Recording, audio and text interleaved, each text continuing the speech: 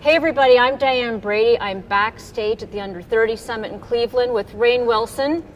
I'm not under 30. Dwight, no, you're not. You're not under 30, but you are the, I'm not going to say elder statesman, you are the guy who's here to convey excellence and intelligence. I like elder under statesman. 30. I will You go like with that? elder statesman. Okay, so Can we say the under 60 conference? Then I'll fit right in. The under 60, this is the under 60 portion of the under 30 event. love it.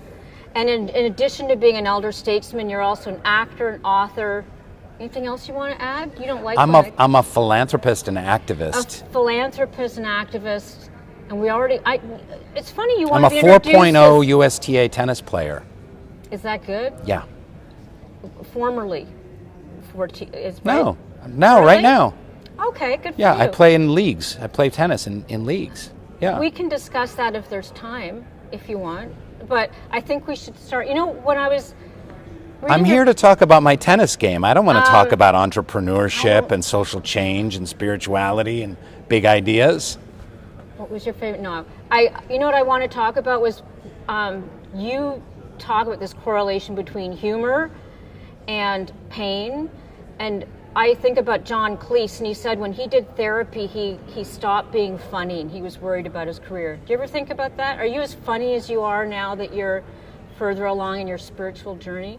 I was deep into therapy while playing Dwight and doing some other comic roles like The Rocker and Cooties and the show Mom, etc. So hopefully people still find me funny, but yeah, it's interesting, you know.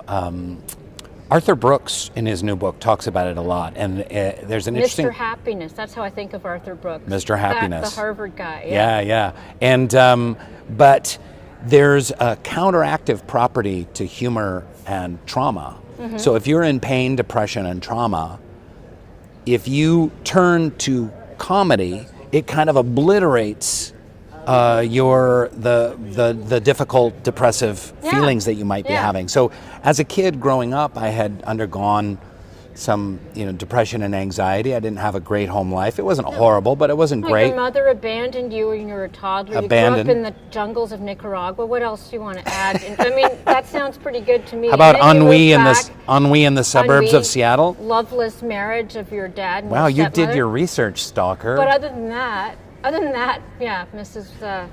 Whatever. No, go ahead.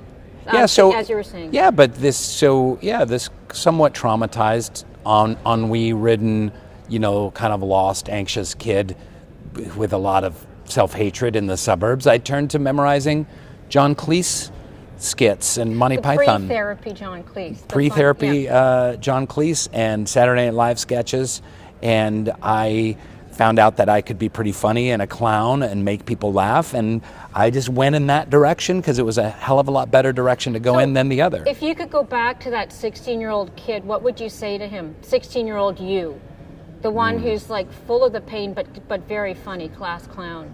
Just keep going, do what you're doing? Yeah, I think that everyone, unless you're kind of a weird narcissist, everyone... Which you're not.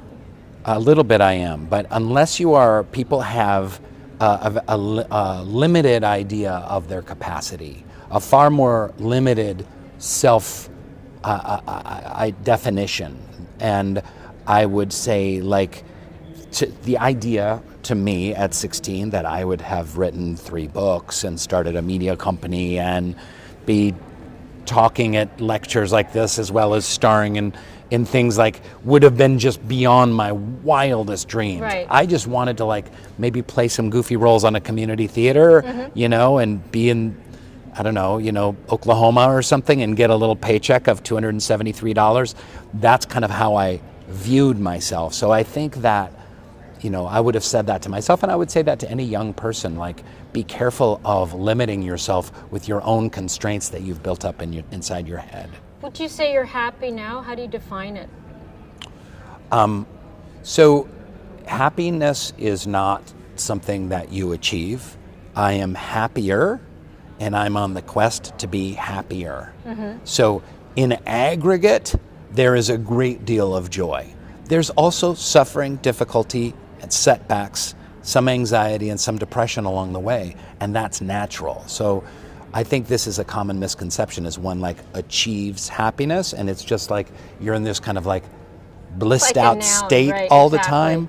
But I've learned some things that make my life better. Like, for instance, this morning, I wanted to sit around and watch the war in Israel on the CNN, but Yeah. instead I went down to the gym, and it was a very light workout, but I need to be in my body, and that reduces my anxiety and gives me focus.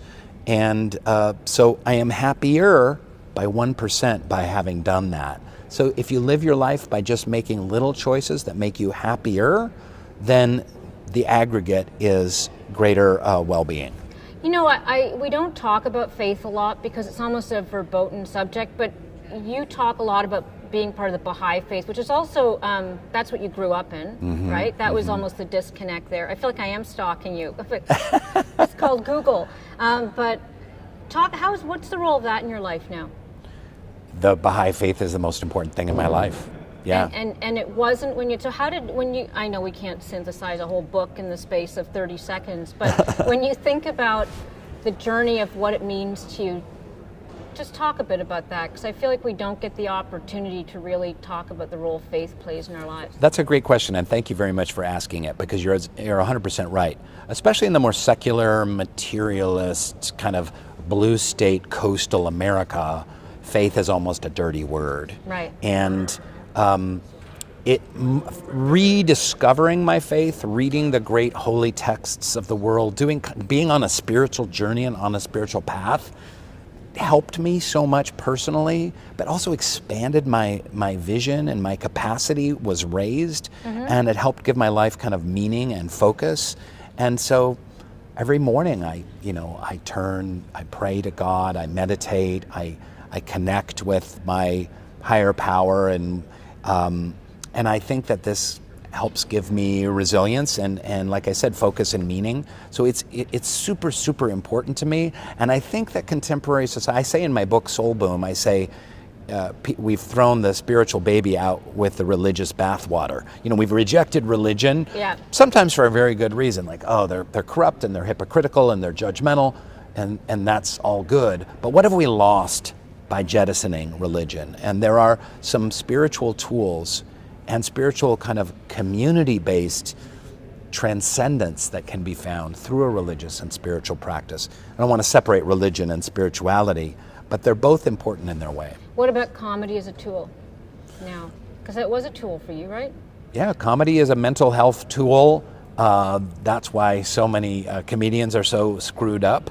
They went to it as a survival mechanism. It's a way of seeing the world. If they weren't able to see the world through some skewed lens, they might be dead, a lot of the comedians that are working today. What is it for you at this point? It's just part of who you are, I guess.